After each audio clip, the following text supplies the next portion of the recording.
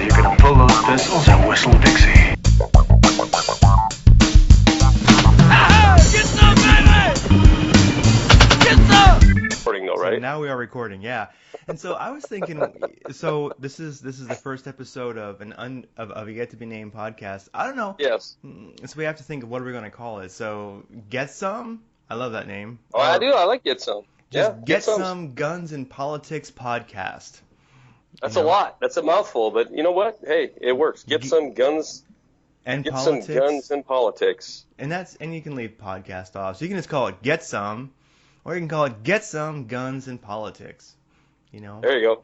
Get some. Get some. GnP. Guns and politics. Oh, the GnP podcast. There you go. That's it. Oh, GnP. I like that. GnP cast. The GPC. Oh, yeah. I like it. Yeah, the GPC. I like it. The GPC. I'm an idea man, Craig. I'm the idea man. Oh, gosh. I'm going to actually put that right here. So, when it comes to, like, show notes, I'm going to, like, make little notes here. I got a couple things I just thought of during the day to talk about. Yeah, I got a few. Yeah. I think one of the big ones there. is, so everybody, welcome to GNPC, Get Some Guns and Politics podcast, GNPC, yes. No, you're screwing it up. I'm jacking it up. You're jacking it up. Yeah, it's GnP, Guns and Politics. Oh, we're gonna put Get Some in there too. Don't have to have Get Some. It can be. Well, that could be at the end, like GnP cast. Get some. GNP cast. Get some. Yeah, get some. Yeah. Anyway, yeah, inaugural. We did some. we did a recording before, but it was fun, and that's all this is going to be. This is going to be fun. Yeah. We don't want any money. We're not accepting any money. We don't look for topics that are going to attract any money. We just want people to listen and enjoy and, share their thoughts with our thoughts and share their opinions if they differ from ours or even if they're the same from ours. And we're just gonna have some fun talking politics and guns because Kreger and I are both what part of the country would consider to be just total lunatic gun nuts. Because and it's like the double dip. I mean, here we are both military veterans and libertarian. It's a triple thing. It's a trifecta. We're veterans. We're more libertarian in our thought processes, and we're gun owners. So we are your GNP cast domestic terrorist, I would say, Craig. It's unfortunate, but once you just embrace that, well, there you go. GNP DT. GNP domestic terror. Yeah, it's a lot of letters. So. I don't know if I want to put domestic terrorists in the. You got yourself the DTs in the podcast name. Jeez. No, oh my gosh, yeah. We probably shouldn't talk about aluminum and acid kind of imploding devices. Yeah, it's like Mr. Man who's out there listening. We do not endorse domestic terrorism. Well, Charlie might, but I don't. Just saying that, Only if you dress in a clown suit and tickle people, as if you consider that to be an attack, then that's fine. Well, I'll tell you what. Looking at some of the things you and I were talking about during texting about. I say talking, but we text a lot and Skype a lot and email a lot. But now, explain to everybody, Kreger, what do you have rolling over there with your blog? Oh, okay. Because I want to know, because you send me articles, we're posting them now, and I read an article and started giving you all kinds of crap, not knowing that I think you wrote it, didn't you? I did, yeah, I did. Yeah. And I started flipping Craig all kinds of crap about this guy, I don't know what he's talking about. And then I realized, oh crap, Craig wrote that. But anyway, we'll get into that a little bit. Yeah, I mean, you're right, man. Like I'm glad you sent me that because that guy's a friggin' F-tard, man. I mean, yeah. And then it was like, Oops. Like, hey, I was proud of that, man. I was It was a really good article, and it made yeah. All right, for an first of all, F-tard, yeah. yeah. First of all, for an F-tard, for somebody Yeah. who's not a DT like ME, Yeah. um, the article, the gist of it was, you know what, Craig, why don't you give the gist of the article since you wrote it? Well, the gist of it was the idea is that there is a new.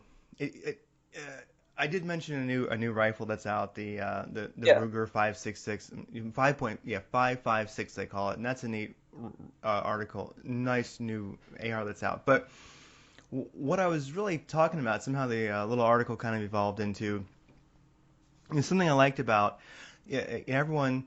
Many people have their basic pistol, rifle, shotgun. The requirements of an operator. I'll call it that. And so, the one thing I liked about that, Ruger 5.56 is that it was a nice AR. It wasn't too flashy. It wasn't too tactical, but definitely had. It was a very good, fighting rifle for the individual who wants an entry level rifle. And I'd say that for the money you're getting, I'd say for about I think $600-700, you're getting about a $1,200 or $1,500 AR, what it would usually cost you. So I think Ruger's put a pretty good product out, and it seems to be popular. And what it kind of evolved into was, hey, why I like this, and something I think I'll just mention while I'm writing this is, hey, we all have our pistol, rifle, shotgun that we may use defensively when it's not shit hits the fan. Um, Right. but I was just kind of mentioning, hey, people, don't put biblical quotes on it. Don't have that engraved in there. Don't put get some on it. Don't have Punisher hand grips. Really keep your defensive weapon, like your daily carry pistol, your rifle, your shotgun. Really, I mean, be very, very careful about modifying those because that's the shit hits the fan weapon, and that may be held up in front of a jury one day. Yeah, and you have to realize that any tactical stuff you do may put you away. So just be careful. And that's kind of what I was saying. And then of course I go on to oh you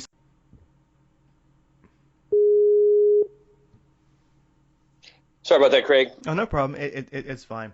Oh, so I was getting kind of long-winded there, but basically the idea was that keep your non-shit hits the fan weapon. It might be a good idea to keep that stock because you never know when it may be held up in front of a jury. And also, but I was saying, we all have our gun safe, and so you have your defensive weapons you may actually use in a non-shit hits the fan situation. Now, as far as now, but we all have our gun safe. Now we all have our crazy stuff in our gun safe. We have our suppressed Ruger 1022. We have our Mosin Nagant rifle. That we put a scope on. We have it's fine to have those guns that you love and that maybe you've tricked out, but those might be strictly for the gun safe to have fun to shoot, to show your friends, to have dinner with sometimes. Make your favorite rifle a chair there at the table and talk about politics with it. I mean, Okay, I better stop you before dinner's over yeah. and you move on to. Yeah, so anyway, that's just the thing is where have your shit hits the fan guns and the guns you love in the gun safe and use those for pleasure and shit hits the fan, but it might be a good idea when it comes to your weapons you may use in defense in a non shit hits the fan situation, which is hopefully all the time, unless it's hit the fan for you. But and that was my thoughts, I mean, so I guess I'd ask you, what do you think? Your daily carry pistol, is that thing tricked out, or is it just basically very humble looking? Well, and that's where I read the article that you sent me that I didn't realize you wrote it. Although honestly, even if I did, I wouldn't have probably sent you a text like I disagree with this guy, because it would have been you. But I still would have disagreed with some of that. And I still would have argued it with you, which is kind of what we're doing right now. But first of all, tricked out. Let's see. My AR, I have an AR, a real entry-level AR. I have a DPMS Oracle that I absolutely just freaking love. Now, is it tricked out? Yeah, it sure is. It's it's a $479 brand new out of the box AR-15. And it comes flat top, no front sight post, no carry handle, and the modifications I've done to it is put a low profile gas block, because even though it doesn't have a front sight on it, it does have a big clunky gas block with a Picatinny rail on it. I took it off so I could install a 15-inch free float rail on it. And the reason I did that is because I'm trying to make it, and you know this, I've talked to you about this, I'm trying to make it into more of a DMR, some kind of designated marksman type rifle that, that I feel comfortable shooting things out to about 400 yards with, yet still have a semi-auto capacity or capability. And it exchange rounds with many of my other guns that are in 223.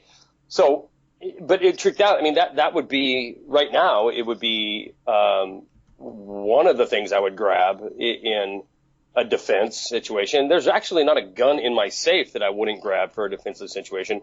But my point is, and I think my objection is that if you, first of all, it's no different to me than a lady going out and buying a very nice Louis bag or a very nice Coach bag or whatever, or a guy going out and buying himself a big truck and jacking it up. And, to me, or a guy going out and buying a new set of Snap-on tools or something like that. To me, it will always be, no matter what the political wind says or what that airbag has to say after the last Portland shooting, to me, first and foremost, it is a tool just like any other thing that I would use in the commission of any act I'm trying to achieve, with getting some mechanical advantage over.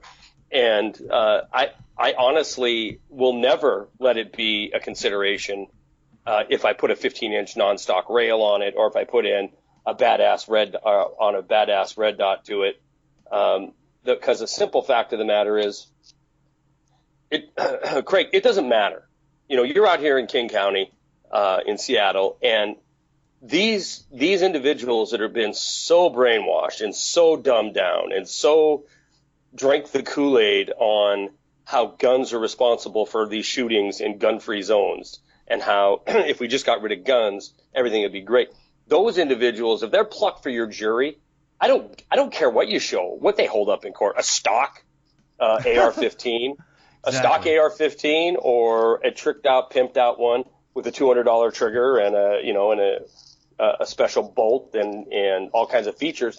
That jury that is going to hang you, they're not going to care what the differences are between them. And I think when I was messaging you again before I know you wrote it, I said something along the lines of, well, I guess this guy wants me to go out and get an antique pirate muzzle loader because it's the least offensive kind of firearm that I could possibly produce in the event of it going in front of a jury. But besides that, I don't know what modern gun that could actually fit the bill for home defense would be a safe gun to use if you're considering the consequences of a jury looking at it after the fact. And I do know what you mean. I do, because you're going to have some overzealous defense or prosecutor saying, this guy is, oh my God, he has a subscription to Outdoor Life and he has 5 guns and he was just begging to kill somebody. That's why, oh, look at him. He's got the special hollow point ammunition for his 9mm. Obviously, he was just waiting for the opportunity to kill somebody. And so, yeah, I think that's a legitimate thing that could possibly face somebody. And I think it is important to understand, if your life's in danger, that that is something that is going to come into play after the fact, is what were the circumstances that put your life in danger. If your life's in danger because you're walking through, the Crips neighborhood at 3:00 in the morning, and you have no business being there, and you're down there because you're an idiot, and you end up killing somebody because he's coming up and threatening you and pulls a knife on you or pulls a gun on you, you're probably going to face some kind of scrutiny. But if somebody's kicking in your door and or threatening your life inside your own property, I say grab whatever you're trained on, drop the threat in its tracks, and then deal with the consequences later. I mean, I would say so. I'm not going to go over it this podcast. probably the next one, but I did take a class on basically self-defense law, I guess you'd say, like, well, actually, deadly force law, and we could definitely go pretty deep into that. But you and I have talked about that a little bit before. It's a very interesting topic. Yeah, we can like break down what is the how does the law see it, et cetera, et cetera. But without getting into those, because that would be a whole podcast like right there. Well, let me ask you, what is your Craig sitting in his Seattle multi-million-dollar home, and someone kicks in the door because they're going to take what you got? What do you grab? What do you have? What's your go-to? Is it your 9mm? Well, first of all, I would have all of my sexy maids rush the person to buy me time, which I have them trained to do. There you go. Without even a word from me, they're going to rush them. So, but if they're unsuccessful, no, I would just have my probably my Springfield Armory XDM9 is what I would carry around the house. Okay. I have a house holster, which is like a very, very comfy holster, and I tend to carry that around the house. And then, other than that, there's usually a rifle by me, in like by the bed. And so, and I think that's a great choice. I mean, I think the 9mm is a great home defense gun, but I guess I don't see a safe. I don't see a jury-friendly 9mm, and I don't. They make revolvers that are 9mm, and I'm just trying to, what do? You got to go back to old Westy, Western time. I don't know what gun you could present. It's actually true, because you could actually have a musket, like no shit, and they could make you a psycho with that. They'd be like, this guy was a friggin' like oath keeper, with his, a 3%er with his musket, and he was just waiting to friggin' like. So yeah, it's true. I guess really it's nothing. I guess my thought is, if it is your home defense weapon, it's tough because let's say you have an AR and it's an entry level AR and you're using that.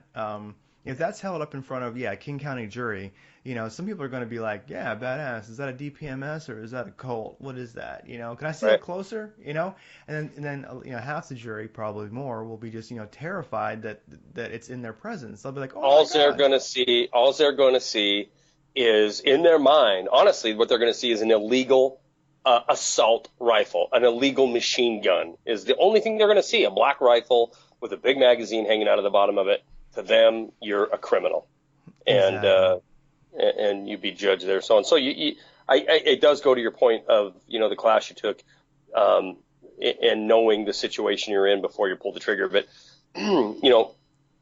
also, not everybody gets even arrested. See, one thing I did learn, I have to get my notes out and all to get into deeper details. We'll do that. But one thing about self-defense law and deadly force law is. The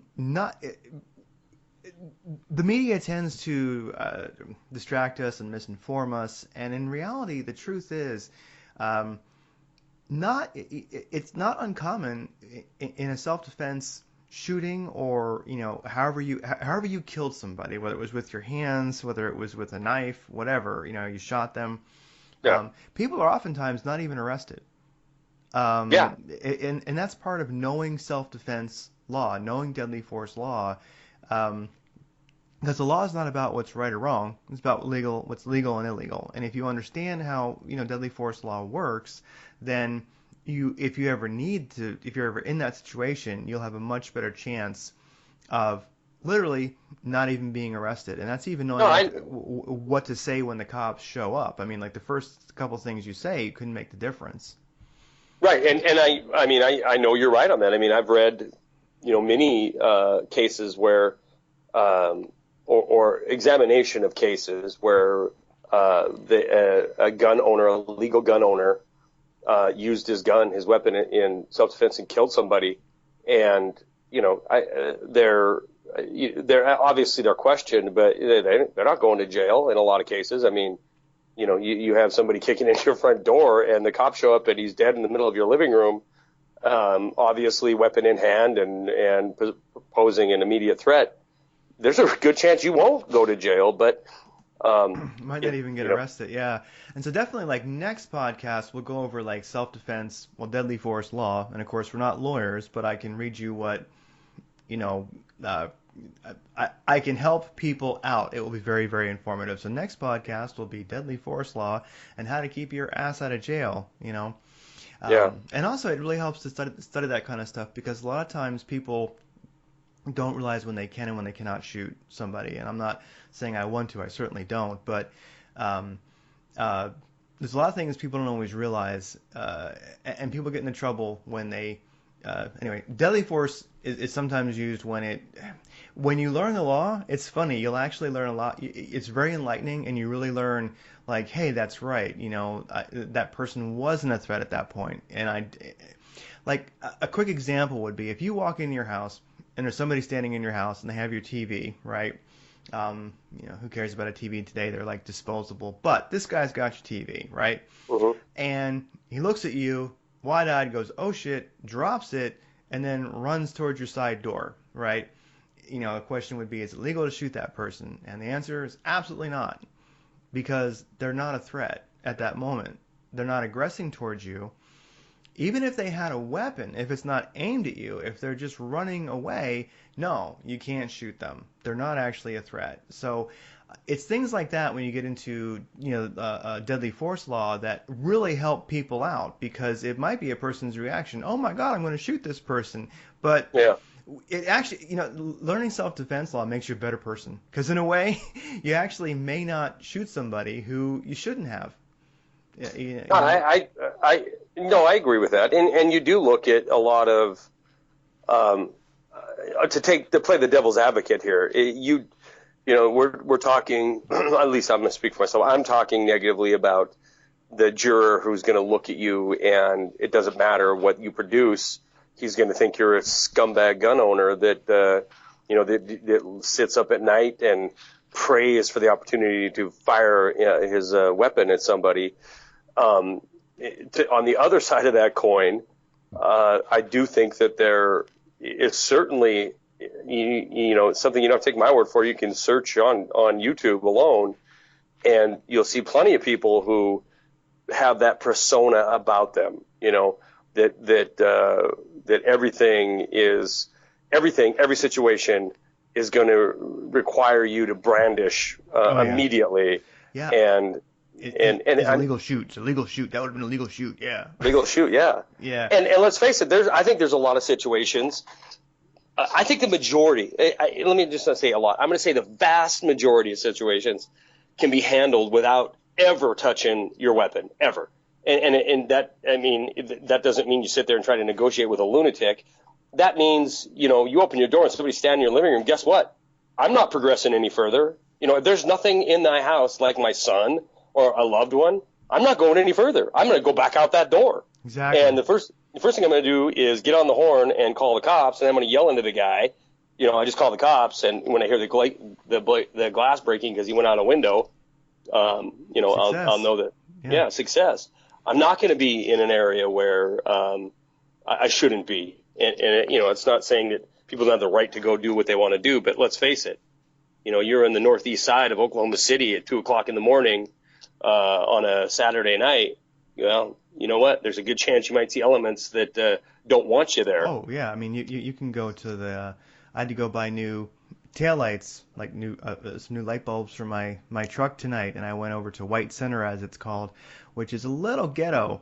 And I was at the auto parts store, and I don't know what it is about freaking convenience stores, drug stores, and auto parts stores, why there has to be like jacked up weird people hanging out in front of all of them, but they're attracted, kind of like bugs are to light bulbs, you know? I think it's a volumes game. There's a lot of people rolling in and out of them doors, and if they're there to beg money, people have huge change when they come out. I think it's a good. I think it's a good financial strategy. It's a good financial strategy, yeah.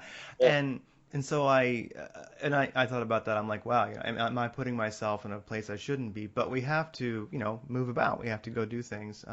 So I guess my take on it is the whole article, which was just actually called Ruger AR-556, Operator Standard Issue and Lecture on Keep It Low Profile. I guess I would just mention to people to, you know, learn some deadly force law. You know, it's important. and we'll do it next podcast. And then also, I would at least think about a person's daily weapon if they conceal carry legally, and if they have a fighting rifle and they have a shotgun. Just think about those. And I realize, I mean, like the moment you put a red dot on there, maybe it looks more scary or something. So you're probably gonna modify it, most likely. But I would just mention to people to just think about that in the back of your head, low profile. Think, when I'm doing something, is this tactically effective? Like, this red dot's going to make it better for the purpose. Okay, this is good to go. But, maybe having, like, come and take it engraved on the barrel. Do I really need to do that with my daily carry weapon? Skull and crossbones on your AR bolt. Yeah, exactly. It's kind of like, maybe do that with your shit hits the fan gun, like I mean, because anyone who's an enthusiast has probably a safe full of guns or two, and it's my thought is just for your daily carry, for what you might grab if someone comes into your house and they don't belong there, just give some thought to, am I making this thing look psycho when I really don't have to, and does that serve a tactical purpose other than making it more likely to get in trouble? Yeah, and the truth of the matter is, I wish I could just say, you're dead wrong, Craig. You're dead wrong. You should be able to do whatever you want to do with your gun, and F them if they don't like it. But as I'm sitting there listening to you talk, I'm thinking of I'm painting a scenario in my head. You're sitting there at home. You have a dead body laying on the ground in front of you. You have a pool of blood that's as big, the size of your automobile, because this isn't Hollywood, and this person just bled out on your hardwood floor. And in the middle of it is laying your weapon of choice. Is it an AR-15 that's tricked out with killing them softly engraved in the buttstock, or what? And so obviously the first responder, the cop, is going to show up and see that, and it might set his mind into thinking, start questioning you based on what he's seeing right there. I still think if you're not of means and you love shooting and you have that pimped out 300 Spartan rifle all decked out with all the cool words engraved into it, and that's all you got, then absolutely you got to use it. But I guess it's common sense. I guess it is common sense, just like the common sense of, do you walk in your house and somebody's sitting there holding your TV, do you kill them and think you have a justifiable case before you? Because you just don't. I mean, it's crap. Yeah. Go ahead. Oh yeah, it's good. And if that person doesn't drops the TV and then, bum rushes you. Bum rushes you while they're pulling up a gun to, and trying to get that lined up and to get a shot at you. When you take them out, you get the drop on them. If you have a stock Glock 17, stock Glock 19, stock whatever, you have a stock pistol, that's going to go over a lot better than if it has like flames, flames on it. You know what I mean? Oh, yeah. If it actually has a really badass Confederate flag paint job on it, I'm just saying. Oh, it's been Cerakoted with the with Dixie flag across it. Yeah, that. Like the on like your pistol grips, you have like an engraving of like Sarah Palin naked. It's like it's not gonna go. That might raise an eyebrow. You might be completely exonerated. You might never have handcuffs on you. Yeah. But now if you're in Texas, they're gonna be like, hell yeah, son. Yeah, they're gonna elect you to some government seat there if that's the case. If you're in Texas, but honestly, you had. I was gonna say, I know a lot of people will listen to that and think, well, that's, Craig, Charlie, that's really ticky-tack crap, and maybe it is, but it is something to think about. And you are a avid gun guy.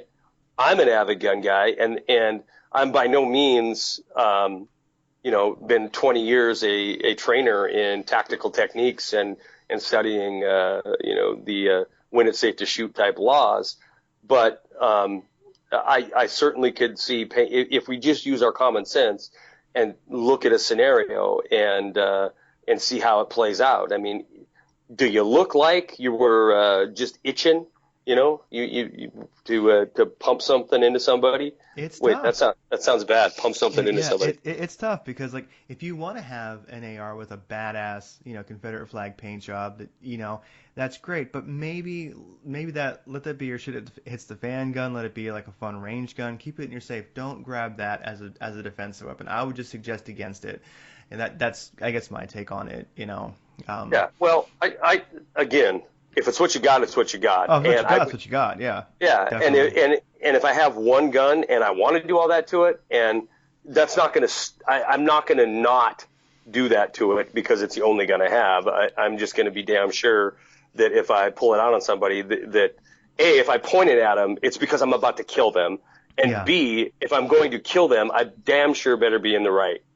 Oh, definitely. If I'm going to do it. And, So there's another tough one, and it's an interesting topic because it brings up a lot of a lot of things to think about because one is like so I've got body armor, right? And it happens to be not it's not actually in the bedroom. That's kind of kinky, but like I do have it. But I have thought maybe I you should. wear it all day, don't you? You Oh, wear your oh, body armor in the oh, shower, don't oh, you? I cook with it, because shit can get crazy in the kitchen. Men cooking, it's just common sense. So I got, and then I know somebody else who's got body armor and a Kevlar helmet, Right? and so if something extreme happens, and it's a tough one because with all that I'm saying, hey people, play it cool, play it cool, play it cool. I'm the one who, if I have time, I hear somebody like, if I hear a home invasion happening, or like my neighbors are screaming, someone's being killed. I'm the one who's going to show up with their AR and body armor. Okay. Yeah. So I'm the one talking all this crap who's wearing and body you're armor. and you're going to be the nut job out there itching for a fight. Shoot me in the chest. Yeah, I know. I Uh, know. And my body armor has a Confederate flag painted on it. No, it doesn't really, but it would be badass actually. honestly, I knew you'd email me today, and the article was from a few days ago, but I knew at the top it was going to be tonight, and I thought it might drift into when is it okay and when is it not okay to shoot somebody, and I'm glad you brought it up. The lone perpetrator. I'm not going to say assailant because that would mean he's the word assailant automatically indicates that you have the right to protect yourself but I was thinking what would be I've shot at people in combat, and that's a whole different ball game altogether, but um, I can't imagine a situation. First of all, I'm not going to put myself into a situation that hopefully that I'm not going to be left with an option. If it was just myself, if I walk in the house and there's a guy standing in my living room and my kid's in his room, he's probably going to die, and I'll probably that would be my first instinct is to if he did anything other than pleaded for his life or turned around and ran out the back way, he would probably die. And if it was just me, but if it was just me in that same exact scenario, he's got a 99.9% chance of getting out of there. And even if he came at me, Craig, even if he came at me and I didn't feel, that I couldn't escape, back out the door, or I didn't feel like it was immediate danger because he didn't have a blade in his hand or a gun in his hand, I would probably run. I'd probably run with my gun drawn, but I would do anything I possibly could not to take another human life. If it was just a myself situation, I think everything changes if you have to factor in another human being that you feel is your job, your duty to protect. And so I think there is scenarios where the guy that's got the TV in his hand could end up dead. And if I was a juror and I heard, well, I wasn't sure, and my baby was upstairs, and my wife was in the bathroom, I would be more like, well, the guy screwed up, and he went into the wrong house, and I'd have a tough time convicting somebody of that because he has so much to lose. The homeowner had so much to lose when you talk about other human beings. Same scenario, same exact thing happened, but there was nobody in the house except the burglar. Then I would be inclined to think this guy was trigger happy. He shouldn't have killed him. And there's gonna be people pissed off at that. Well, he was in my house, blah blah blah. and he should, I should be able to kill him if he's on my property. Well, I don't agree with that, but that's just my opinion. No, it's true. Yeah, it's very, very true. So hopefully we've given people a little bit to think about there, because, Yeah. and how easy it is to contradict even like the logic of, keep it low profile for a defensive weapon. I mean, because I say that, yet I have body armor. And so how in the world do I do if there's a home invasion and I have body armor, and I come out fighting with, an AK or an AR, depending on what rifle was by the bed. Yeah, how do I explain myself? Well, you know what? It is interesting. I've been in a situation personally that was. I'll explain the story, and it's similar. It's a similar situation where you are explaining to somebody why you have what you have, and mine wasn't involved in any burglary or any crime. However, I had an AR-15 and I believe 2 AK-47s on my coffee table. I was home alone. My son was at his mother's house. It was a Friday, and You're having tea with your rifles. I understand. I was having a nice Friday evening date with my rifles. Yeah, I do it too. And no shame. And it was going to be a foursome, me and 2 AKs and an AR. Damn. Yeah. Anyway, so I'm sitting there, and I've got all my rifles out, and I'm putting a scope on one, and I'm cleaning them, and because Saturday, the next day, I was going to go with a friend, and we were going to go do a bunch of shooting, and I was looking forward to it. So, I was messing with the guns I was going to bring the next day, and it happened to be on one of the evenings that I had the most severe asthma attack that I've ever had. It was the evening that I actually the only time I've ever used my EpiPen, because I was out of options. I was on my hands and knees blacking out, and I jabbed the EpiPen in and managed to call 911, and that was it. The next thing I know, there's a fireman in my house, and they're reviving me, and they get me up to the hospital, and after I'm basically stabilized, I get a fireman and a cop walking in there saying, and there's nothing illegal with what I did, right? And they were just like, hey, what was with all the guns? And I could have been an ass and said, none of your goddamn business. Second Amendment, that's what. F you, blah, blah, blah. Fuck you, that's what. Yeah. Yeah. But since these guys just saved my life, I was like, well, I was going to go shooting, and I wanted, and then my big concern was, did you lock my house up? Is it secure? And in fact, they didn't, which was really bizarre to me that they didn't lock it. They closed the door, took me up to the hospital. And then, 4 hours later, I was back home. But anyway, so even that, pretty innocuous, right? Cleaning guns. And all of a sudden I go from looking forward to going shooting the next day to a situation where I am in front of somebody that is a first responder, and I have all this weaponry out there.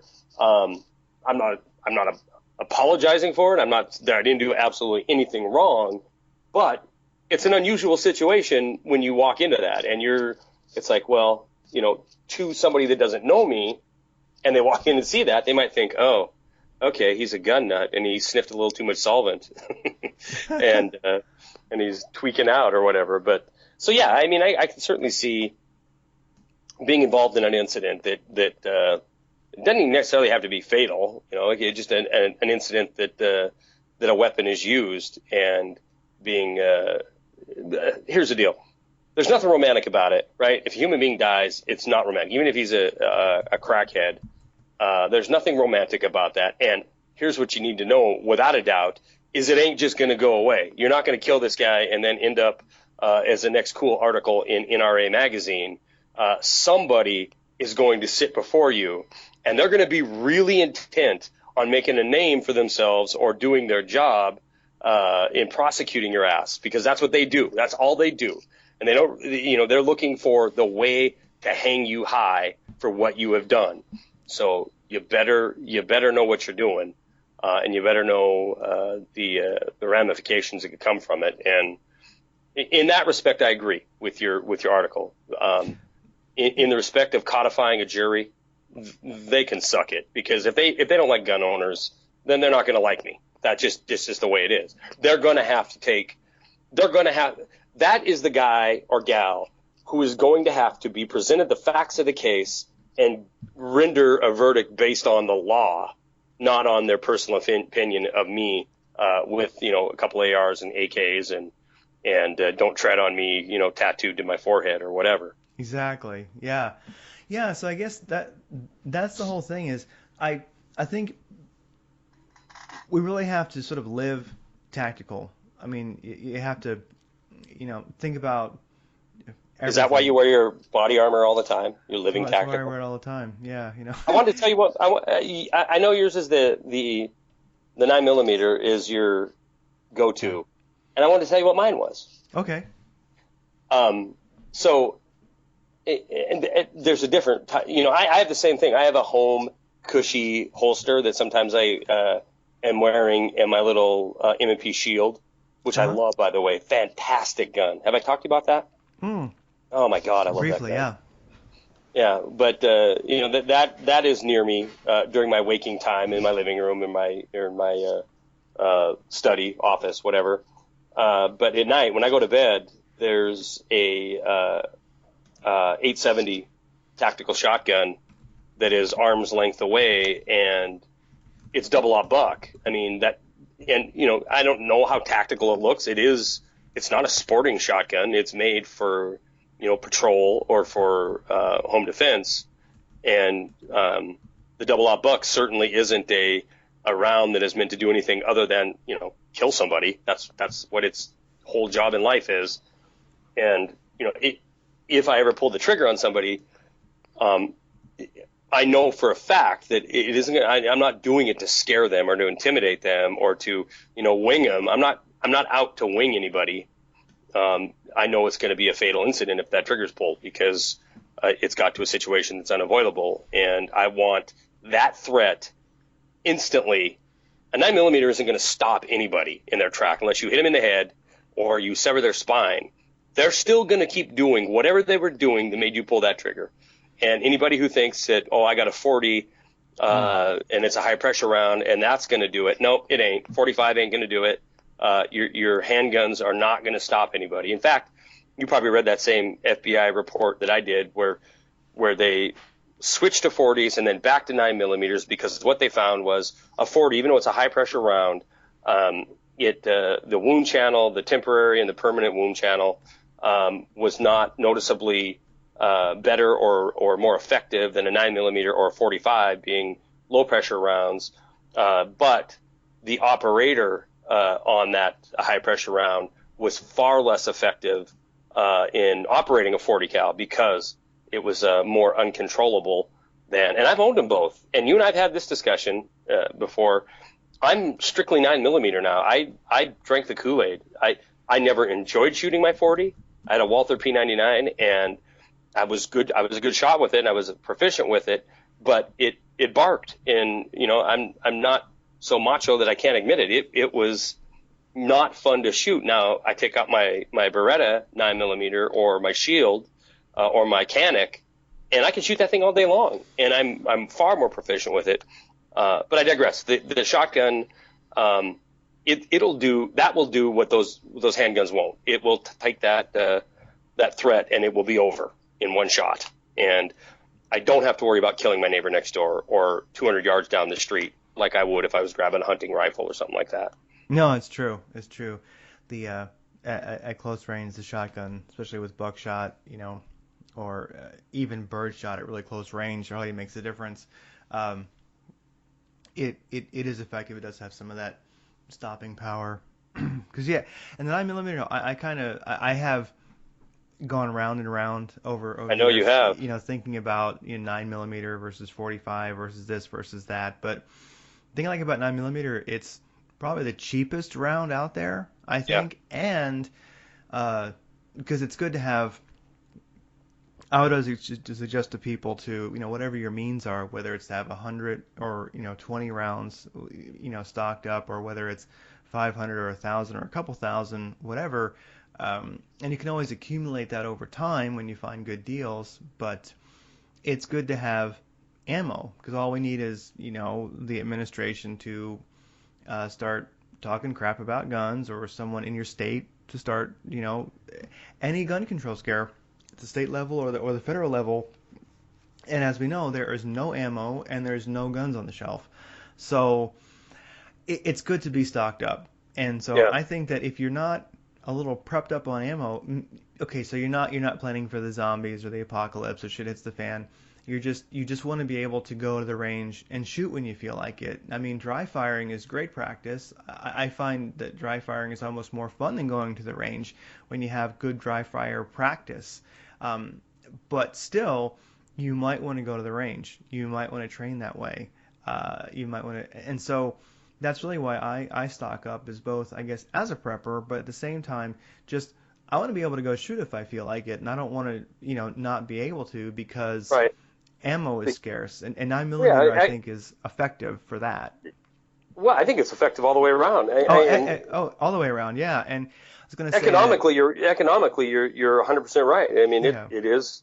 45 is pretty. You can get good pricing on 45, and I think it is a very capable round as well. it's good too. I was going Yeah, but now you see, I think what happens a lot, Craig, and tell me what you think. I think that there is a lot of macho involved. Like I need the new Glock 10 millimeter long slide because it does this much more energy, blah blah blah. And the fact is, this isn't me just guessing. This is me reading studies that are done on these rounds, and yeah, there's more energy coming out, but it's still there. None of them are a man stopper. When you talk about falling in a heap in front of you, you might as well have the 9. You have 18 rounds. It's more controllable, more shots on target. Economically, like you said, it's a lot more beneficial, and you can actually shoot the damn thing. It doesn't hurt. It doesn't scare you. And yeah. I'm not a little guy. You're not a little guy, but it kind of hurts when you shoot those high pressure rounds. Well, also, if you want to train, that's the thing. You really want to, carry the gun you're going to train on. And what do the experts say? You've done these classes. What does the experts say as far as caliber choice? What do they 9 pack? millimeter. They're all 9 millimeter. I think any kind of training that you go to, for civilians, and I guess really SWAT, police, military too, but any civilian training you go to. So I've gone to some, operator pistol classes and such like that, where you shoot a good, 1,000 rounds over the weekend, and you're really working out. I mean, you're sweating. You start to realize things you never had before. Like how important it is to have a very, very practiced draw when you get exhausted and you're sweaty and your gun is wet with sweat. And you realize, holy shit, my gun is slippery. It's never been slippery before. And I can say that everybody who goes to those classes, who brings a 45 or a 10 millimeter or a 357 SIG, all that crazy stuff, everybody who brings it the first day, the second day, they bring their 9 millimeter or they buy one. Yeah. Because they've I just would believe had that. it. They're so sick of it. And so yeah, that's the thing. So 9 millimeter, and also pistol rounds when it goes through your body, sad thought, but when it goes through a body, it's only leaving a hole behind it the size of like a pencil lead. Right. Because there's no hydrostatic force, which is shattering skin, which is what a rifle does. It makes that. If anyone's been deer hunting or whatever, there's that, like, it kind of turns the skin to jello. So rifles have hydrostatic pressure, and those actually do impact the body. But for the most part, realize that when you shoot a pistol, what's hitting that person isn't hitting them any harder than that recoil you feel in your hand, and it's leaving a hole the size of a pencil. And so the thing is that 9 millimeter is awesome because it's going to do really as much damage as anything else. And make it easier on yourself. Yeah, I mean, because for one thing, you might want to think about, well, can you shoot one-handed? Can you shoot with your offhand? I would almost suggest to people, get a 9 millimeter and actually, get some training. Or, when you go to the range, try things like shoot one-handed. and then shoot with your offhand. Like, I mean, I would like, hey people, how many of you actually go to the range and working with your practice, shooting with one hand, your offhand, because hey, you may not have both hands available in a bad situation. You might have a zombie nubbed off your right hand. Oh yeah, well, and there you are.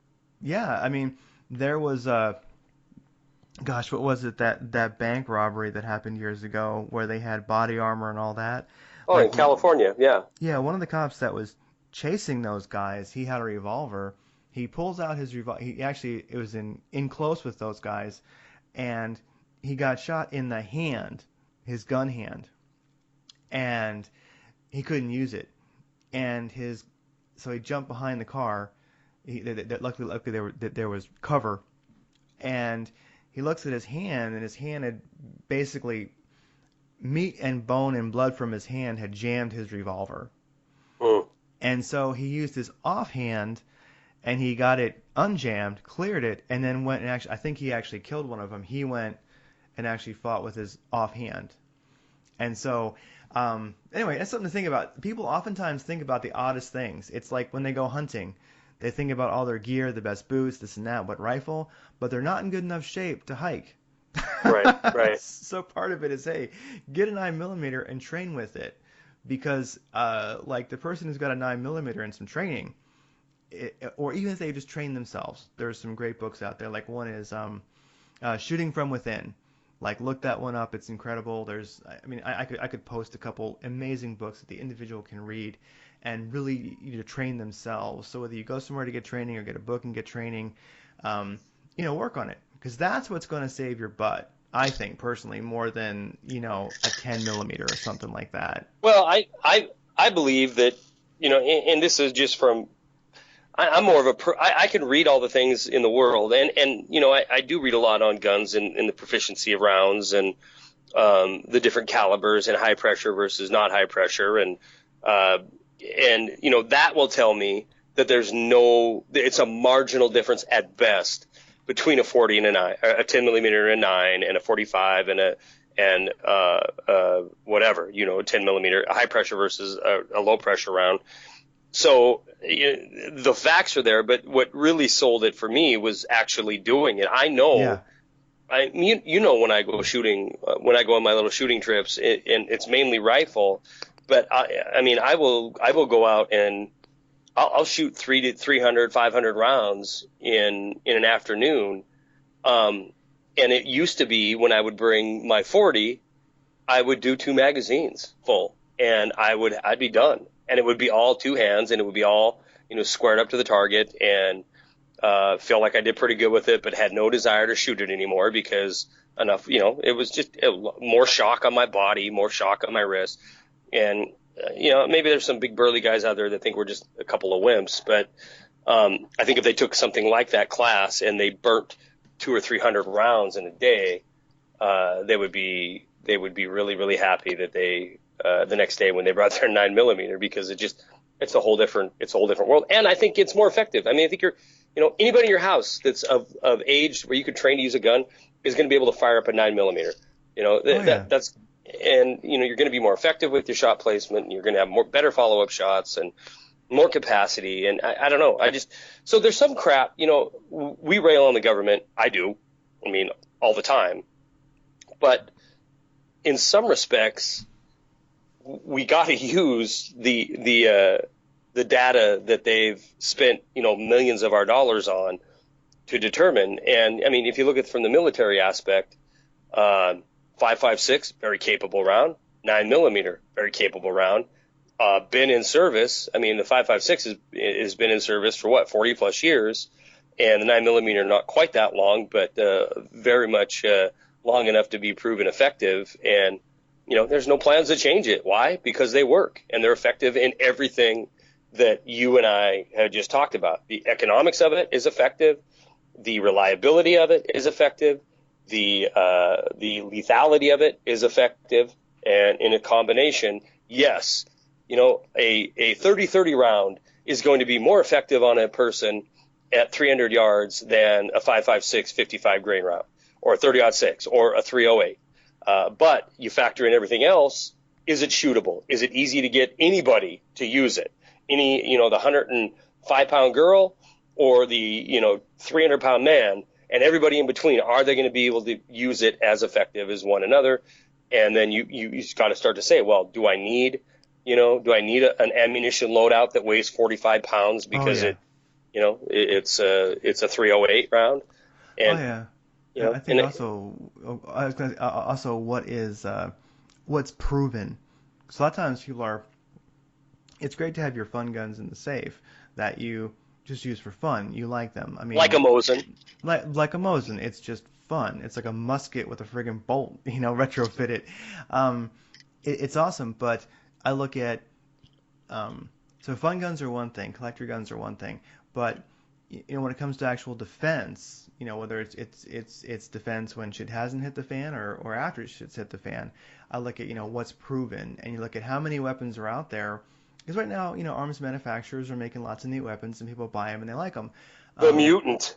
Sorry. Yeah, exactly, the mutant. Yeah, and those are great. But the thing is, what's proven? And I think all that we really know that is proven, is like the 1911, the AR platform, and the AK platform. Yeah. And then of course, Glocks have been used all over the world, from military to child soldiers in Africa, and Glocks pretty much are a very proven weapon. So, anything people pick, like I have a non-proven handgun, like I love my Springfield Armory XDM9, but it hasn't been to war. It hasn't been around a long time. It's a Croatian manufacturer who's been making them for a while, but I know I'm taking my chances, but I do recognize that it feels good enough to me. I think it's resilient and tough, but it's not proven. It's not a 1911. I don't. So the one thing I would just mention to people when they're looking at different calibers and guns is, do separate what is proven that works and what is fun. Because right now gun manufacturers, like, I like the M&P shield. I think it's wonderful, but is it proven? It not like a Glock is, not like a 1911 is, not like a Beretta is. You know what I mean? Has it been in service for a long time? And basically been to war and back. Well, no, I'm taking a chance too with a gun that hasn't been to war, But people should think about that. It's why, even though it's drastically non-sexy, when people ask me what's the first handgun I should get, I want to get a gun, I'm always like, Glock. It's boring, it's square, but it's just friggin' proven. You can't go wrong. You could tell them a Beretta 92. You could tell them that too. I would say that the Glock will, I think, be easier for somebody to maintain than the Beretta, but that's kind of just splitting hairs. Well, I guess if we were going to argue about that, which we kind of do on occasion, I would say that the Beretta, I mean, obviously I own one, right? And I don't own a Glock. But the positive things, I didn't own an AK until I did. And now I own more of them than I do ARs. But the things you've told me about Glock, and not just you, every Glock owner that's ever lived, is reliability and the fact that you don't have a manual safety to disengage or engage. So simplicity is king, and that is as simple as it gets. Now, that first gun that you're talking about to somebody, first handgun, they might be very well intimidated by not having that manual safety, or they might demand to have that manual safety. And you and I've had that conversation before. Like, you want every safety you could possibly have. I want a trigger safety. I want a side thumb safety. I want a pistol grip safety. I want all that put in there in my gun so I can never accidentally shoot somebody with it. But until you get out and you use the hell out of it, then you realize, oh my God, this is bullshit. Oh my God, yeah. I'm gonna get somebody killed with all these safeties.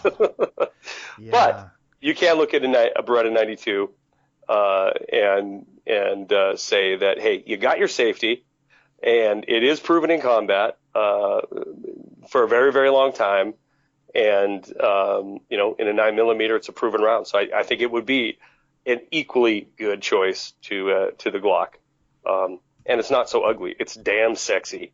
It's a damn sexy looking gun. Let's be fair. Oh, yeah. That's one thing, is the Glock is sexy in its utilitarianism. Yeah, in its kind of like an AK. and yeah, like actually, an AK is actually probably a lot sexier than a Glock, but in kind of a Russian tank World War II kind of way. But yeah, so a Glock in its totalitarianism is kind of attractive, but a Beretta is a sexy gun. So Yes. if style matters, if you're kind of metro, go with the Beretta. And I don't know. I don't know as far as reliability. I honestly do not know. I mean, I know what everybody says. Glock is the AK of pistols, and it's going to be reliable forever. But I don't know if it's any more reliable than a Beretta. I don't believe it because I don't know it. I've never experienced any. I've never talked to anybody that's seen a 92 fail or a Glock fail. To be honest, Yeah, with it's you. tough. Yeah, it's tough. I mean, I think both are pretty proven. They're just different. It's kind of like a 1911 I would consider very proven, but Yeah. as much as I love the 1911, it's not my daily carry gun. I mean, I have one in the safe and I enjoy it. I love it. It's the Model 80. For I've had some it reason, all of the cops in my home in Bozeman, they've all switched to 1911s, and they used to carry nines, and now they're all packing 1911s, and I don't know why. I don't know what the thinking is there or why they would ever change. I mean, it isn't like I don't think they're upgrading. It doesn't seem like an upgrade to a more effective platform. It's tough because also those guys are, more likely to use a gun in self-defense than I think a civilian probably. And the thing is, I really would not want to switch guns. Yeah. I've kind of come to the conclusion that maybe a Glock would be better for daily carry, but I stick to my XDM because I just like it. I like it, and it does have a palm safety, And which I if you do were, actually like. But I don't want to yeah, change because that's a bad idea. Because you want to train your muscle memory, and you want to have because you may not be so. Yeah, going from a Glock then to a 1911, they may be under stress and like forget that thumb safety is there. it wouldn't. Yeah, exactly. I think it's a bad The idea palm to safety. change. Yeah, I'd be like, yeah. I've inspired by you and your course that you went through. I have done some like obstacle obstruction target shooting where you're leaning around offhand, leaning around with your strong hand, and you're leaning around an obstacle like a bumper of a car or a barrel or something like that. And yeah, when it comes to that thumb safety, I can certainly see where you might be contorted in a position where you're not getting a full purchase on that pistol grip, and Yeah. yeah, that might be a problem. But also, if I was a cop and I'm out there cruising around and there's a potential for some kind of shootout type scenario, first of all, I think everybody knows my position on the militarization of police, but just from a personal perspective, do I want 8 rounds or do I want 18 rounds? I just don't even see the logic for why you would carry a 1911. I just don't see it. Yeah, because like I know you can change mags, you can practice that, you can carry extra mags, but I really think that if we were to do the research, this is my theory. I mean, I haven't proven it. I have not proven this. I'd have to do research first, but I bet you most gunfights end without a mag change. Oh, absolutely. Most of them last about 3 seconds and it's over. Yeah, so So I'd yeah. rather have that one mag. I want to have 20 rounds like my XDM has, which is part of why I like it, versus 8. Are you kidding? No. I mean, it's yeah. I mean, I would say 20 small 9mm rounds are going to do a lot more damage than Maybe if it was like Starship Trooper where one round like blew up an entire vehicle. So if it just barely nicked the assailant, he just blows them up like a watermelon. Okay, but the fact is they're going to do the same amount of damage, and you're just going to have less rounds. And if your opponent, we'll call him, is armed, he cannot have an automatic pistol that has less rounds than you. He's got more firepower than you do right off the bat. If he's got a revolver, if he's got 357, he's almost matched in firepower, but he's got a hell of a lot more powerful round he's pointing at you than that 45. exactly. So, I don't know. Well, I was thinking one thing I wanted to mention for sure is the Hey! the Charlie's Back email. So today was, I think, the first YouTube living in delusion. Yeah. In a long while. So In months, yeah. You're back. Yeah, I am, and it was I've been talking about it for a while, but I did not want to jump back into it until I was 100% ready to jump back into it. And I mean, a lot of things had to happen. I was getting healthy and God, for those of you who don't know who've not heard me talk about this before, I hate talking about it only because I feel like it's all I talk about. But my health it was abhorrent a year and a half ago. Just these ambulance rides and hospital ERs, going down to Denver to the pulmonary hospital there, or to the respiratory hospital there at National Jewish, and just trying to figure out what was going on was very, very taxing. And through most of it, I was trying to maintain the day job and the dad job and the rinse program a couple times a week, and Doomcast, and everything. And it was a lot. And I know it doesn't sound all that taxing when you're talking about an hour every other night, or an hour maybe 3 nights a week. But it's never just that, and it's always a lot more preparation. And Craigie, I'm sure you even know, just from sending me a few things for tonight, there's time that goes into it and mind space that goes into it. And I just felt like everything was suffering. And when I started to feel like that, then I started to feel like it was a burden. And so once I started to get control of what was going on medically, I decided the best thing I can do is refocus on what I do to make a living for a while, and refocus on enjoying life a little bit for a while, and then do what I wanted to do. Dump the weight that I was carrying from not being able to do anything. Yeah. Get time behind a trigger. That's fun to me. And and I was going out, maybe once every couple months, and it's that. So I stepped away. I talked to Jeff Rintz and said I'm not doing the program anymore. And then Doug and I saw things differently. We saw things differently, yeah. And no offense against Doug's a great guy. I love his website. I love his podcast, but I just wasn't in a place where I could do it. And so I stepped away for I put a couple of shooting videos, but for the most part, my commentary has been on hold for probably 4 or 5 months, and I feel great. I feel energized. I'm working out every day. I shoot every weekend. I enjoy my kid. I enjoy my day job. I enjoy my traveling now, and so it's time. And there's so much crap going on that it is time. So I did. My timing is. It's one thing I've learned. It used to be if I sat down to do a video, Craig, and Yep. I used to like to keep them about 5 minutes, give or take a minute or two either side of that. And I used to be really good at knowing where I was in it. And then I sat down and did that one last night, and I looked at it when it was uploading, and it was 18 minutes long. And I'm like, oh, well, time to knock the rust off of this, because that's, nobody listens for 18 minutes. Yeah. Unless they're really hardcore, or, there's somebody stripping. Yeah, no, understandable. Well, everybody needs a break sometimes. Even Full Metal Charlie needs a break. I think something that I think is important to remember is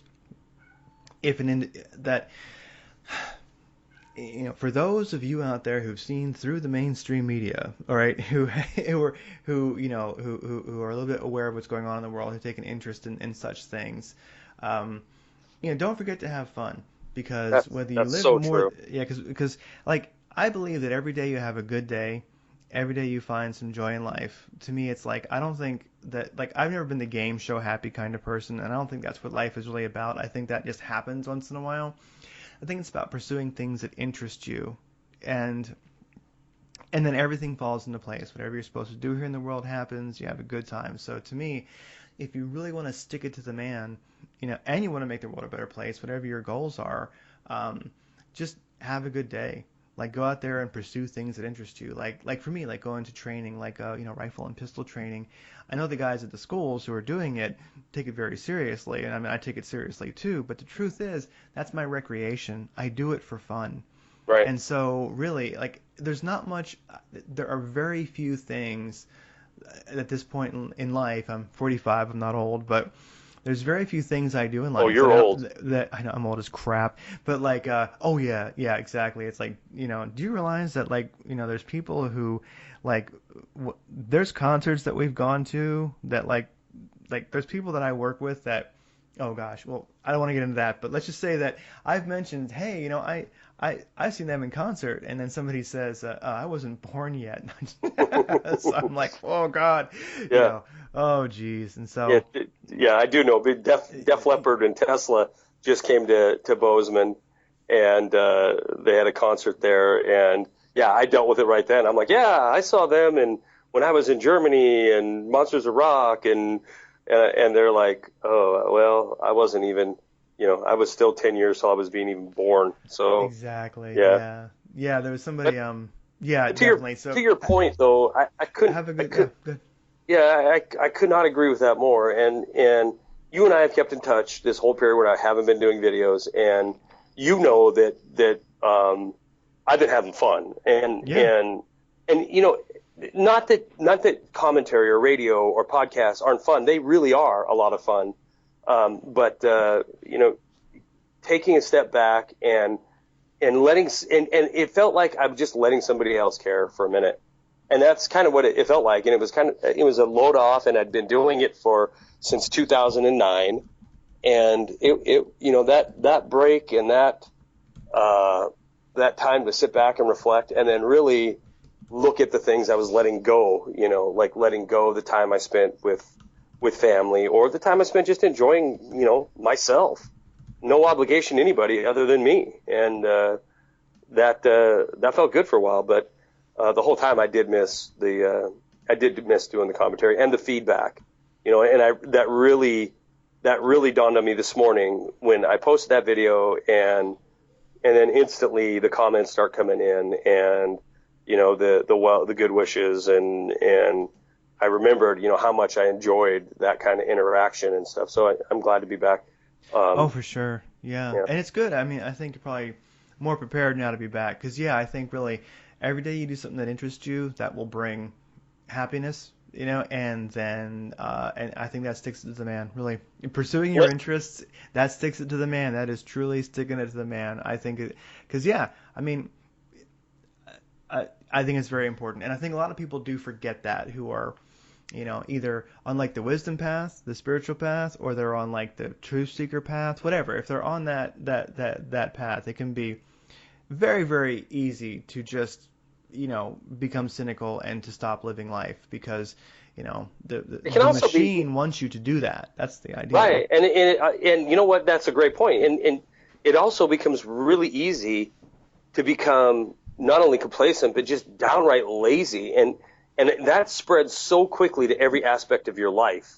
I'm speaking personally. I'm not going to speak for anybody else, but once you become lazy in one segment, one segment's affected so badly that you step away and just decide you're going to withdraw and not do it. It just seems like it's a cancer that spreads to every part of your life. Then nothing's enjoyable. Everything's a labor, and you're just, suffering through it. And you're you end up becoming what you are railing against, which is just somebody going through the motions to get to the other side, and then enjoying nothing in between. And oh yeah, Nietzsche called that. I believe it was Nietzsche called that mechanical man. Yeah. Yeah. Mechanical man. Yeah, and mechanical man is not good. Mechanical man belongs to the. There's a great philosopher, well, modern day philosopher, kind of mystic, Neil Kramer, and he calls that what was it? Machine culture. That might have been Nietzsche. One of the two. Anyway. Yeah. But so definitely it's. Part of the operator's path, or part of the wisdom path, or part of the truth seeker path, whichever one you're on, definitely is taking time to smell the roses. Remember to live. Please people out there, because it's like you can't be an operator unless you're alive. You can't be an operator unless you're alive. And that doesn't just mean that your heart's beating. You got to be alive. So what did we cover? Let's see. We've covered. Don't pimp out your home defense weapon, because it could be used against you. Yes, don't pimp out your home defense weapon. We talked about 9mm for the win, best guns for a first gun, if that really even exists. I do. I want to comment on that too, because I honestly think if the first gun if they're not a gun guy, the first gun you should have is 22. There's no other. Yeah. You 22. You learn everything you need to learn for the big boy gun. You can do with a 22, and it's never ever going to be uncomfortable to shoot. There's not too much noise. There's not too much recoil. There's the advantage of relatively dirt cheap ammo, and you can learn all the safety things that you need to learn and how to operate that effectively when you can go out and comfortably shoot 525 round box of ammunition rather than For $30. for $30 rather than coming home and having sore joints because you tried to do that same thing with the 9mm or whatever the case is. But anyway, that's just my take on it. I wanted to comment on that. Oh, for when you sure. said And that. then, yeah, and then there's other things I might mention. Just a couple things I just made note of was, well, one is, cool new guns to get, guns that Craig would like to get. The new Ruger AR-556, I think, is a great entry-level AR. Question: Is that just that's a direct gas impingement? I saw the picture of it, but I didn't. Is it? It's not a piston for $500. No, it's not a piston. So Okay. yeah, entry level like $700. I just saw it. I like it. I think Ruger's making a pretty good product. I think they're going to sell a lot of those. So anyway, that's something I saw that was neat. I'll link to that. And then also, I'm gonna put a link here in the notes. There's something that I saw that was totally badass. And tell me what you think of this. And I'm not sure if you can even. Well, you're on your phone, so you can't see the link. But you can get it. What's Go that? ahead. No, never mind. I'm trying to get a link with my tablet in this hotel, but I'm staying in the shittiest hotel that I've ever stayed in my life, and I have to use my phone for a hotspot if I want to do it. And obviously, I'm talking to you, so. That's funny because actually it's funny. They're not too. Kent's actually not one of the more ghetto places of Washington. Oh, But it still, isn't Kent. It isn't Kent. It's the hotel I'm staying in. It's the third time I've stayed in this chain, and I don't know. I guess I haven't learned my lesson. It's just horrible. It's Fox horrible. Hotel. Yeah. It's go ahead. Yeah. There's a. Well, that sucks because I mean it's a nice part of town that you're in. Too bad you're in a crappy place. Sorry. I only got to sleep here. That's it. That's true. So I saw something. There's this company. Oh man, let's see. Who are they called? Thompson Machines is this Yeah. company. I And saw the they- video you sent me. Yeah. I And watched it. they make, so you can send, I guess you can buy them from them, or maybe you have to send your 1022 there, but it's a suppressed Ruger 1022, and basically the suppressors I think maybe they shorten the barrel some, but it basically it just looks like a Ruger 1022 with like a thicker barrel and the suppressors inside there, so you have this Ruger 1022, slightly thicker barrel, and It's like a bull suppressed. barrel is all on there. Yeah, the It whole looks like barrel's thick. Yeah, but the diameter. I mean, it looks just like a bull barrel in the picture in the video you sent me. It looks So a just lot like a Daisy air rifle. Yeah, exactly. So your Ruger 1022 comes back looking like a Daisy. You know what I mean? Yeah, But it's suppressed. and then it's completely silent. It's I mean, it's barely making any noise at all. And it's a takedown, so it breaks in half. Yeah. So I mean, that's just I don't know. It's cool until you look at the price tag, and then it's kind of yikes. And then it's not even cool after the price tag. Yeah. But forget the price. I've never wanted a suppressed gun ever, but now I'm thinking I still won't buy it because it's too expensive. But I linked to it, and it's just I have never looked at a suppressed rifle or pistol and been like, I want that. But this, I'm like, I want that Daisy Red Ryder Ruger 1022. Damn, that's cool. It would be super cool to have to shoot all the time, but keep stored in your emergency bag. I could certainly see that as what hits a fan, and you want to be quiet, you want to be light, you want to have something that can take down anything from a squirrel to a deer. That would be a choice weapon for that. Yeah, that is definitely. I wish Ruger would just put that out and get it on the shelves for a reasonable price, and I'd buy one even if the price wasn't really reasonable. So, Well, that's because you have fembots guarding you in your wealth. I know. It's like I've got my suppressors always surrounding me at all times. Yes. And then Well, I got since we're doing the cool rifle, you did the Ruger 1022 makeover by Thompson Precision. Yeah. Is it Thompson Machine or Thompson Precision? Thompson Machine. I kept thinking it was like Thompson, as in the machine gun, but no, Right, it's that's Thompson what I was- Machine. Yeah. Well, I saw a new one that I haven't even sent you anything on, but I will. I'll send you a link here because I got my tablet working. It is also a Ruger. It's the Ruger's new precision rifle, and I don't think there's any other nomenclature to it other than that. Ruger Precision Rifle. Okay, I Yeah, see that. yeah, and I saw one at a local sporting goods store 2 days ago, and I'm like, what in the hell is that? And it's $1,000 308 sniper style rifle, a full, I think it's got a 13-inch, might be 13-inch full free float and maybe a 22-inch barrel, magazine fed bolt action in 308 and 6.5 Creedmoor 243. This ridiculously awesome adjustable stock pistol grip, and then all the fire controls are all very, very reminiscent of an AR-15. Big fatty tactical bolt knob on it, and the bolt. I did check the gun out at the store. The bolt is their absolutely awesome tri-lug bolt that they, I think, first introduced with their American series.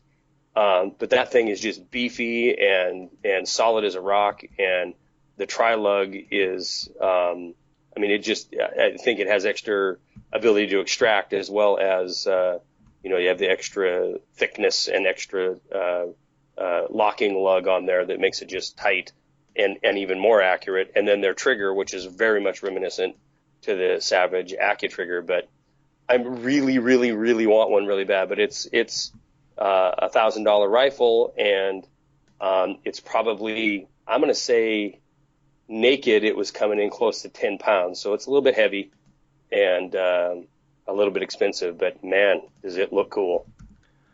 Oh, geez, I'm actually checking it out right now, and I'll post a link to that. I will definitely say that is probably one of the most operator-looking rifles out of the box that I've ever seen, and it's coming from Ruger. Right. And I love Ruger. I love their handguns. I love their rifles. I love Ruger weapons. So yeah, I mean, it's why I like that new AR they've got. I tell you, I think Ruger's just making nice stuff right now. That manufacturer's they're making the good stuff. Even the American, which I'd say is, I think the Ruger American rifle that I like, I would say that it's a great barrel, and other than that, everything else is just okay. Like the stock American? I think the stock is a little crappy. It is. But so is the Axis, the Savage Axis. Is the Remington 783. Yeah, Savage is worse. Remington isn't so great. Like if you get into the Tikas or some of the nicer rifles, I mean, you start getting into those nice stocks. But the Ruger American, right. I think you've got total quality floating barrel, at a really entry level nice rifle. I say like what matters is good quality. The barrel is good quality. The trigger's okay. The stock's kind of crappy. I wish the bolt had a bigger handle. Follow up shots are kind of hard, but still. Anyway, Ruger rules. They're kicking it right now. And let me tell you, with your American dilemma, because you're rolling with that 308, I believe, correct? 308 American, yeah. Yeah. And I had I still do have the original Doomer rifle, the one Ruger copied after I spent $1,000 to have basically their new ranch rifle that they came out with the same features. But in that 308, first of all, the stock is garbage. There's no question about it. It's really flimsy, and I hate it with a passion. However, you're right. Everything that matters on that gun, the barrel is fantastic. That bolt, I know it's a little loud, it's a little noisy, when you're operating it back and forth, it feels like it's not machined quite as thoroughly as, as your top end Tika or Weatherby or something. But that tri-lug bolt, I think, is fantastic. The trigger, I think, is fantastic. I don't think it's mediocre at all. Adjustable down to, I think, 3 pounds. That's true. Yeah. And in all the entry level guns, that I know of anyway, the Axis, the Remington 783, or the American, it's the only one that I know of, and I own a Savage Axis. I really like it, but it's the only one I know of where it is so simple and inexpensive to buy a tactical bolt to put on there, a bolt handle to put on there. You can buy it for like $30. You can go online, and it's a big fatty aluminum black textured checkered bolt knob that will give you tons of purchase when you're going for that follow-up shot. So I would suggest to you, and it's a simple, it's a 2-minute operation to pop off the old one and pop on the new one. It's just a real simple thing to do. So that's what Craig, Doomer Craig, Gun Craig, what are we, PC, CP? Politics or GP. GnP. GnP. Yeah, guns and politics. Yeah, guns and politics, Craig. GnP Craig needs to go out and buy himself one of those tactical bolt handles for your Ruger American, because it'll make all the difference in the world. I will definitely do that, because it's one of the things that I thought about. I'm using my, Ruger American for hunting. That's my hunting rifle. And, where deer season is not this weekend, but next weekend coming up. So I'll be out there. And, I had thought about that. Follow-up shots would be kind of crap, because my scope's kind of big.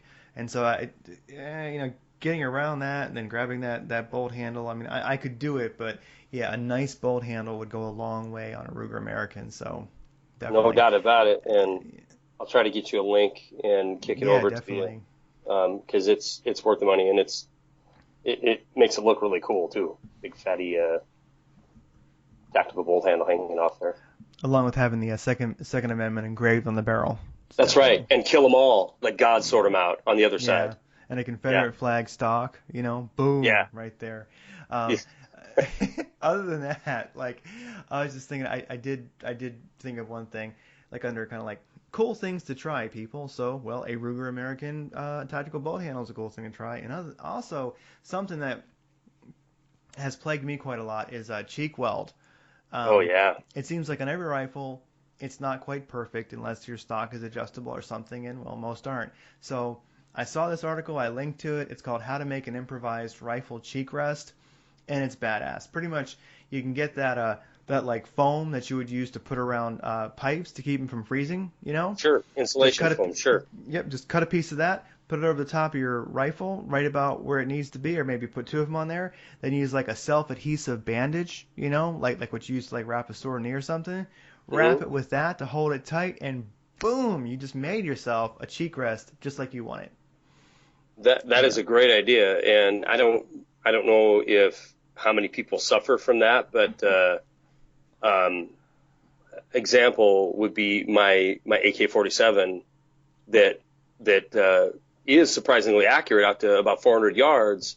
However, I can't get a cheek weld on it because just the design of it's a folder, Arsenal folder, and the stock just automatically drops, kind of perfectly if I'm going to use the iron sights, but I got to have my cheek floating out in the breeze to operate the scope on there. So yeah, I think that's a great solution to it. Although I don't know if I'll be able to fold it still with that on there, but I'll have to monkey with it. Yeah, it's definitely something worth checking out. And I found a link to that Ruger tactical bolt handle for the American. I just sent you one too. That is a must-have right there. I gotta check that out. And then last but not least, since we've been talking for a while, I thought I'd mention, and this is almost an easy one, but I thought I'd mention it. Kind of goes without saying, but September sees record gun sales, and the quote is, the Second Amendment Foundation said that democratic efforts to impose new gun, I think they probably meant to say the Democrat efforts, using that kind of slang, to impose new gun control measures were fueling the sales increases. Alan Gottlieb, who's from Second Amendment Foundation right here in Washington, Seattle, fights a lot of big legal battles for the Second Amendment. He said that we're seeing new record highs in gun sales due to the increased anti-gun rhetoric from Democratic candidates like Hillary Clinton. He said their push for new restrictions on gun ownership is fueling gun sales. So I think 2015, this is 2014, right? 2015, it seems like this year might beat, or I think it's just about to beat. It's not far away. I guess beating 2013 as far as gun sales. So basically, the anti-gun rhetoric is selling shit tons of guns, and it makes me think, the elite like they're always out of touch. And I don't know if it bothers you, but when I see like, you know, the president up there talking about this is what America wants, we should be like Australia and blah blah blah, I'm like, I don't know. I mean, record gun sales again this year to beat the year Sandy Hook happened. I mean, like, uh, you know, how wrong can a person be? I don't know, because I can say I live in Seattle. I live in, you know, liberal utopia, and I can say liberals love their guns too. I mean, there's very few. I mean, most libs that I know have a Glock and an AR. I mean, who's this guy talking to? There's like an agenda going on that has got nothing to do with the will of the American people or in Yeah. keeping with the spirit of the Constitution or letter of the law of the Constitution at all. I agree. What do you I think? agree. I agree with that. And and have always been. I'm annoyed, even when I see a pro-gun organization label it as a Democrat thing. And True. look, I know that I mean it's automatic now. It's a divisive issue between right and left. And, you know, I'm just so cautious of painting my Democrat friends as, you know, automatically anti-gun, because that is a divide and conquer strategy. And unfortunately, we do live in what isn't supposed to be a democracy, but that's exactly what it is. And, you know, the long play is, if you have an agenda to unarm a nation, isn't to go out and show these, you know, ginned up shootings or sensationalize them and forget about the good that comes out of legal gun ownership. The long play is to divide a nation in half on a topic and get that half that you have on your side to turn it into what the president said, which is, this has to be your litmus test. Your yes or no vote has to be on guns and gun control, because then it isn't a matter of if you have to try to take everybody's inalienable right because it's right there in the Constitution, and it doesn't really matter. You know, why do you have a gun? F you. That's why, because they don't have. Yeah. But if you can divide a country into saying, well, it's your Democrat friends, and if you're a Democrat, you have to do this, and you just train half of this country to believe that all they need to do is vote a certain way and they'll get what they want. The sad part is, we've seen it over and over again as our republic has turned into a democracy, that they get a simple majority, be it the people of the country or Congress, then they will usurp and take and steal and rob and destroy your rights and your freedom and your personal individual sovereignty, and they'll turn it into nothing more than a despot nations type rule. And so I cringe when I see the damn Democrats, the damn liberals, because I think you're right. I've got a lot of friends who are damn Democrats, damn liberals, that love their guns. And it will be, if it was tried in one foul swoop, like they did in Australia, confiscate them, take them, crush them with a steamroller. Craig, it is the one issue. It's the one issue where I think there would be enough backlash, and people would drop their follow the party blindly mentality. A lot of people would, and you would have. Can you imagine if there was some executive order or some dictate from D.C. that said, as of January 1, 2016, you are only allowed to own one hunting rifle, the capacity no more than 4 rounds, and one shotgun with the capacity no more than 2 rounds in the magazine? Can you imagine? Everything else you must turn in. I can't imagine the outcome as of right now, what would happen. I think there would be blood in the streets. I'm not sure what would happen. And I do really, truly wonder if the federal government is... You see, each party, let's say, since we do kind of live in a two-party, country, each party has some bad ideas that it gets stuck with, and it gets some kind of good ideas it gets stuck with. And sorry, don't die on me, Craig. I'm dying. So here in I got Seattle, you choked up, didn't I? Yeah, I know. This is a hard one. No. So here in Seattle, with a great big gun organization, pro-gun, pro a lot of things organization, WAGUNS, WAGUNS.org, WAGUNS. We put on the I help with those guys. I guess I'm a part of that, and we put on the legislative shoot every year, and it's where the state legislature comes down to a huge gun range, and they compete, and so it's a chance for people like usually environmental groups that have to do with conservation get to meet a lot of the legislature face to face, but also it's fun because this year, so they come out and they shoot shotgun, pistol, and rifle, and they tally up the scores, and it gets put on a big board that we have, this big this video board, and they're all very competitive, and the senators and the people in the House, state Senate and House, they shoot, and their staff shoots, and so we had a good 100 people came out and shot, and this And the year Dems won. What's that? And the Democrats won?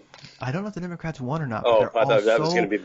They're all so competitive, and the truth is, more Democrats came out this year than Republicans because we had Bloomberg come to town, and MDA, Moms Man Action, and the whole crew, and they got on our ballot, since we have that system, something called 594, which is universal background checks, and probably the most ignored law ever. Not saying I ignore it, but just saying it. I think it may be the most ignored law ever. So it's universal background checks, so no private sales. You have to go to a gun store and do a background check, etc. So the thing is, even though it went on the ballot, the thing is, King County is where the greatest amount of the population is, and King County passed it. The rest of the state was not for it, if you look at how the votes go out. So basically, you had 750,000 against, 1.1 million for. That 1.1 million votes cost just about $9 a piece in money they put into it. Easily, probably more like 10 or more. And the thing was, even though it was a ballot initiative, King County, the libs, they're who did it to us, the state. And the Democrats got it hung around their neck like an albatross, like the albatross, Mm-hmm. Mm-hmm. And more of them came out because then our Republicans came out because they were like, look, we're out here because Damage control. Like we got, sorry if this was PG, but they're like, we got so fucked by this because we got blamed. Yeah. And now everybody hates us. Our agenda, things we'd like to do, we can't because, and so I wonder really if truly on the federal level. So when you see Obama out there going like, "Yay, common sense, I'm getting teary, whatever," I do wonder how much the Senate and the House, at the federal level, Democrats aren't just kind of shaking their head going, "Damn it, why can't he just shut his pie hole?" Yeah. Because this doesn't help us, and it doesn't truly reflect our base, and it makes me wonder how attached a lot of the Congress is really to their base at all. And so it's very unfortunate that we have such, just bullshit we have to put up with. Each party gets it. Each party gets a couple of kicks in the butt. They like Republicans have some, and the Democrats have some, just some loser issues that they just get hung around their neck. Well, here's what I know, that I know for a fact that if the Second Amendment was not written into our Constitution, if that wasn't there, we would have already been England or Australia. There's no question in my mind whatsoever that would have come to pass already. The second observation I have on that topic and what you just said is that our government, I believe this from the bottom of my heart, from listening to these scoundrels so hard and so intently and analyzing their actions and their words over the last 6-7 years. The majority of the individuals that make up the 535 members of Congress, the ones that are there forever, the ones that are there that are to their whole mission in life is to vault to the higher upper echelon of political elite. They don't give a crap about what their constituents say. They know what to say to their constituency. But they could give a crap less what's better for them or worse for them. They could give a crap less about their rights or what, their vote is going to do to personal individual freedom. They don't care. They don't care about that. They care about what's going to take to further their position. And I think we are so incredibly fortunate to have the Second Amendment, because it makes it's a very, very large stumbling block that these traitorous politicians have to overcome. And if it wasn't there, it is the reason why we are sitting here bitching about gun control and an attempt to grab the guns. But the simple fact of the matter is the United States is the most lenient country on the planet for owning guns. You can go buy a fully automatic machine gun with a suppressor on it if you so desire. You can do that in this country still. There's no way that would be the case if it wasn't hardwired into the foundation of this nation. If that wasn't part of the hardware, it certainly wouldn't be a patch coming down the road in the operating system. I'm trying to make this all computer, so if you feel like you're in your day job right now, Craig. But, if you need proof of that, look at everything that has transpired in our lifetimes, in your and mine, the last 10, 15 years of our adulthood, Craig. Look at what's happened to our country. I mean, we've taken things that we thought were dyed in the wool, right? We're a free market capitalist nation, and we're going to be. That's what made us strong. We have a thriving middle class. That's what's made us strong. And ever since Reagan, we've watched as, what was once great about this nation has now become a sellout ripoff of the American people, creating new poverty and creating unbelievable amounts of debt that is a burden that we are going to get to deal with for who knows. I mean, there's some experts that believe it's unpayable. So all of this has happened not because Washington, the guys in D.C. are dumb. It isn't because they're just, sitting around thinking, well, how can I F up this country? And here's a good way to do it. No, they're sitting around thinking, how can I further my political career? I know I can do this and then go work at Goldman Sachs. I could do this and then be in the loop with a financial elite. I vote this way, and I'm going to get to the next level because I'm going to have unlimited funding behind me. So, yeah, I put no faith in Washington and in any politician, right, left, wherever they claim to be. I don't believe it. I don't hate Bernie Sanders because the right side tells me I need to. And I judge people on what they do and what they act and how they act. I don't love Rand Paul because his dad was Ron Paul. But yeah. Unfortunately, people are so eager to be put into a camp, and we're going to vote this way because of this issue, be it Republican or Democrat. But the fact is, when we do that to ourselves, we are begging. We're begging when we don't hold individuals accountable, and we just blame ad hoc half the country. Then we're begging for our freedoms to be stolen from us. So, but as long as you and I can get together and buy guns, talk about guns, it's still America. it's still America. Unless I'm in California, and then kind of America, It's mostly America. Yeah, so. Definitely. I would say that a great tip. I mean, for the operator mindset, is it really transcend the two-party system, transcend it in your own mind, get past it, Yeah. And I think that really, I think people, it makes it much easier to see the world, see our politics, see everything a lot more clearly. Because that's the way I look at it is, the two parties are kind of like Fox News and MSNBC, which ultimately are, the same people write the stories for both networks, and people don't get that. And so the two-party system, there's kind of a difference, and there are some altruistic people involved on each side.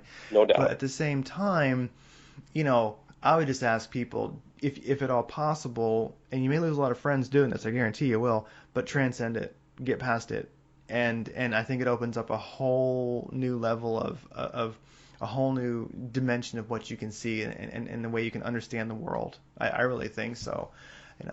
But I agree.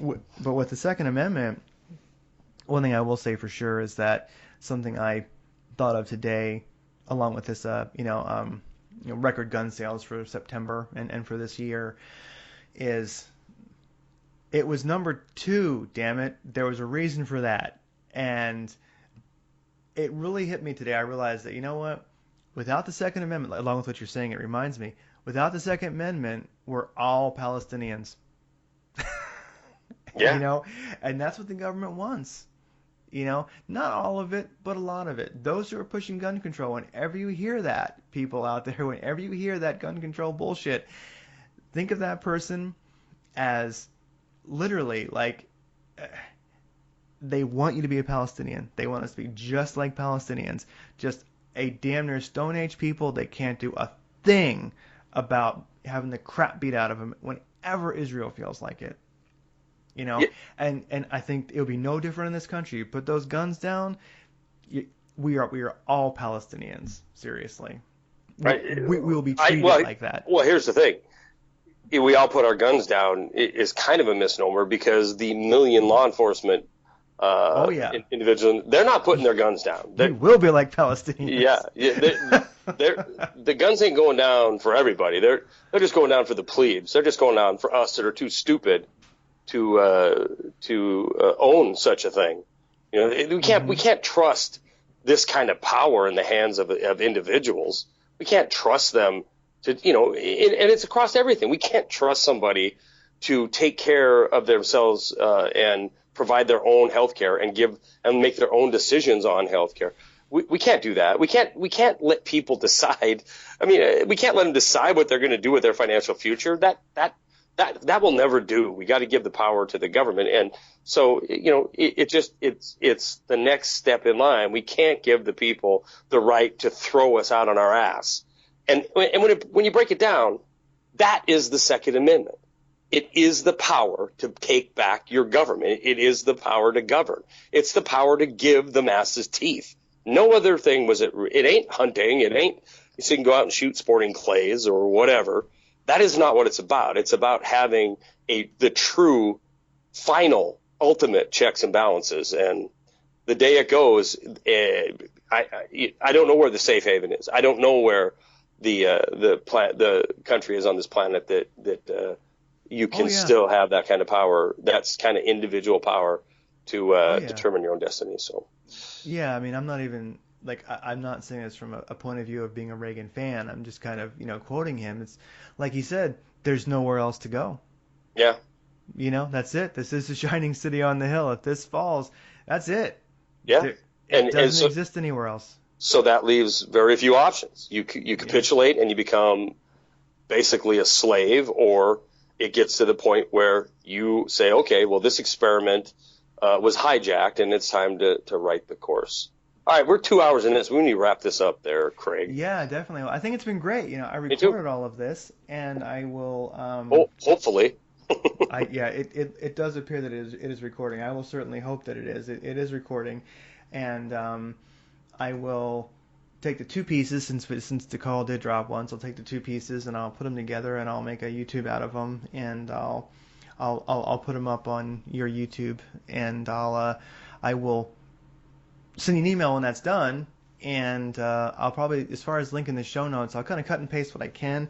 I might just link the show notes to my What is an Operator page, and I just have a post for this show, and the show notes are there. And we'll put it up on the YouTube channel as well. We'll put it up on the website as well too. So we'll put it out there as readily as we can. We'll have to figure out at some point how to put it in more formats, maybe I don't know, the Apple Store or something. Yeah, there definitely are others. Well, hey, everybody out there who may have listened, it will get better. I think it was good. It'll get better. So. Or it won't. Keep tuning in, or it won't, or it won't. It might be as good as it gets. This could be as good as you see. It might get shorter. It might get longer. I don't know. Yeah. But you know what? You're not going to hear. Buy my product. Or begging for money. Those ain't going to happen. We're just going to have fun. All right, Craig, I appreciate it. And thanks, everybody, for listening. And we'll be back probably. We're going to try to get together once. Yeah, a week or so. We'll get together. We'll talk guns. Guns and politics. GnP. Get some. Right. Get some. See ya.